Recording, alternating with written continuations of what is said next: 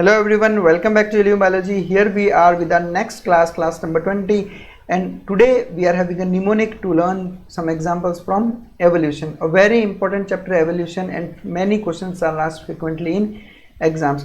The first one and the most important one, this is the most important one, that is chronology of human evolution, the different species of human beings and what was the sequence of human evolution. We have to remember that many a times these questions are asked in exams, so better remember them. Now, how to remember the sequence in which different human species evolved? To remember that, just remember a mnemonic called Dr. Ahen. Dr. Ahen, cardio surgeon. That means a person called as Ahen is a doctor and he is a cardio surgeon. Cardio surgeon means a surgeon of heart. If you don't remember this word Ahen, you can remember it as Neha. Neha, but in reverse form. How? Look at this. This is the first is N-E-H-A. N-E-H-A becomes Neha, and the reverse of Neha is Ahen. You can remember Dr. Neha, cardio surgeon, an Indian name Neha. So Dr. Neha, cardio surgeon, but you have to write Neha in reverse order, or you can remember it as Dr. Ahen, cardio surgeon. Whatever the way you use, but just remember this thing. Now, Dr. Ahen, cardio surgeon. D is Dryopithecus. This was the first human being which evolved. Dryopithecus then evolved into Ramapithecus. Then came Australopithecus. Australopithecus were followed by Homo habilis. H is for habilis and not Homo, because there are many more species which starts with Homo, so don't remember Homo but remember habilis. Similarly, Homo habilis was followed by Homo erectus. E is for erectus. Then comes Neanderthal man, that is N for Neanderthal. So Dryopithecus, Ramapithecus, Australopithecus, Homo habilis, Homo erectus, and then Neanderthal. And then came C for Cro-Magnon man, and then came Homo sapiens, the present human beings.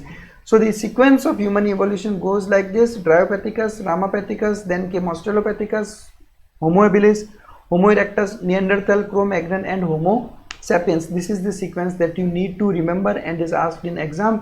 And how to remember this? Just remember Dr. Neha, cardio surgeon. Next, similarly, we have to remember the chronology of horse evolution. Chronology of horse evolution, just the way we remembered human evolution. Now, to remember the chronology of horse evolution, I'll tell you a concept from physics. Now, energy of mass means potential energy. Any mass when kept in rest, when it is not moving, has got some potential energy. So the sentence goes like this: energy of mass means potential energy. Just take the first initial alphabets from each word and you can remember the chronology. First one is E. By E, remember Eohippus, the first one. Then came Mesohippus, which was followed by Merychippus. Then came Pilohippus, and at the last Iccus. So this is the sequence in which horse evolution occurred: Eohippus, Mesohippus, Merychippus, Pilohippus, and then Iccus. So the way you remember the human evolution, you have to remember the evolution of horse also. Next, I would tell you some mnemonics to learn about geological time scale. See, we have divided the entire geological time into 6 different eras. Each era is then divided into periods, and the periods are then divided into epochs. First one is era. There are total 6 eras present in geological time scale. Era is divided into periods and periods divided into epochs. Now here I would tell you a mnemonic to remember the 6 different eras. To remember the 6 different eras, and that too in a sequence. You have to remember in the sequence that which one was the first era and which one is the ongoing era at present. So to remember this, you have to remember a fact from the chapter called human reproduction.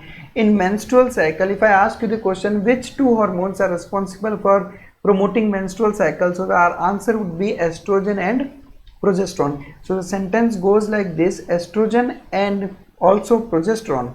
Estrogen and also progesterone promotes menstrual cycle. That means menstrual cycle is promoted by estrogen and also progesterone.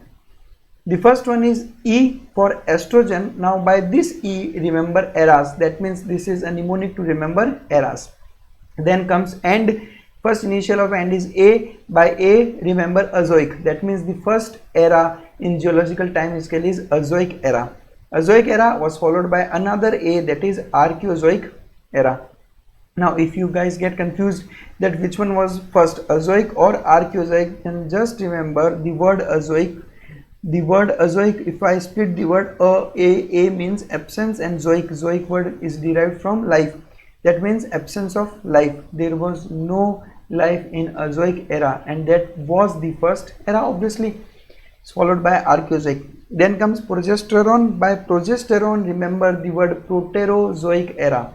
The word Proterozoic era. I'll make a bit simpler for you. Start with pro, then take the word, take 4 more alphabets, tero from progesterone, and make it tero here. So that becomes Proterozoic. Progesterone, Proterozoic.